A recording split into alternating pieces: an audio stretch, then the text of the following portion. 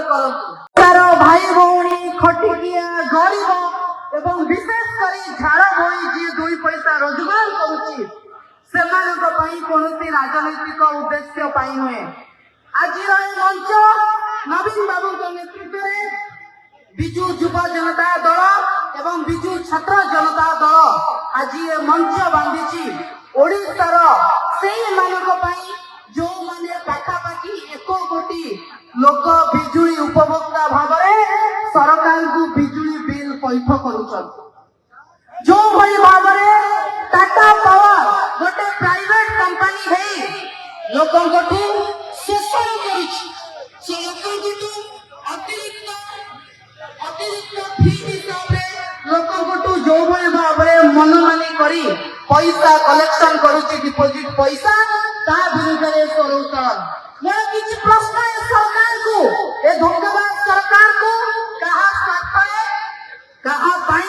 एवं ए पैसा रे कहा भाग को नियम आधार रे पैसा कलेक्शन होउछ एथि पई कहा पॉकेट को पैसा जाउछि एटा सरकार क्लियर करंतु। सरकार क्लियर करंतु आज ये साधारण जनता को पई एमने ना से माने एई टाटा पावर भलिया गोटे प्राइवेट कंपनी रो एजेंट है कि सरकार पैसा कलेक्शन करछथि। जो भई भाबरे पूर्व वर्ष 12 मास में 13 मास हिसाब रे बिजुली सिक्योरिटी डिपॉजिट मागिले बिजुली सिक्योरिटी डिपॉजिट कलेक्शन कले कोर्ट एमाने को तागिद कला कोर्ट एमाने को तागिद करी कि उपभोक्ता माने को पैसा फेरेबा पई कहला वर्तमान सुधा कोर्ट अनुसार टाटा पावर पैसा फेरे नहीं जतो बळे बिजुली घर दर बढ़िनी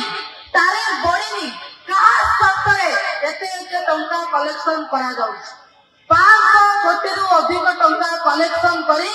टाटा पावर कहा को दब टाटा पावर आगो ना साधारण जनता आगो एटा मोर सरकार को प्रश्न। स्मार्ट मीटर ना रे जोर जबरदस्ती जो भई भाबरे लोकों को ऊपर लगी दिया जाउछि ता उत्तर किए दब ए समस्त प्रश्न आज एई मंचरू बिजु जनता दलर वरिष्ठ नेता सह बिजु युव एवं बिजु छात्र जनता दल प्रश्न करुछि। ए मोर सरकार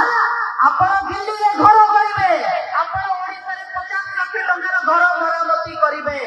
साधारण खटिकिया लोकंकटू एते एते टंका आदाय करी राजस्व भरिवे सेही तेरे आपण गाड़ी घर तयारी हो साधारण लोकंक पई केतबळे उठिवे। तेणु शेषरे दुई पद कहबी यथा शीघ्र ए नोटिस को प्रत्याहार करा जाओ स्मार्ट मीटर लोकंक पे लदी न किया जाओ सरकार टाटा पावर को छाड़ी की साधारण जनता का पई काम करतो नले आगामी समय रे एटा गोटे ट्रेलर आगामी समय रे सरकार को राजरास्ता रे जवाब दिया जाओ। जदि आपंको आम भिडी भल लगा तेब आम चैनल को लाइक शेयर और सब्सक्राइब करने को जमा भी भूलु नहीं।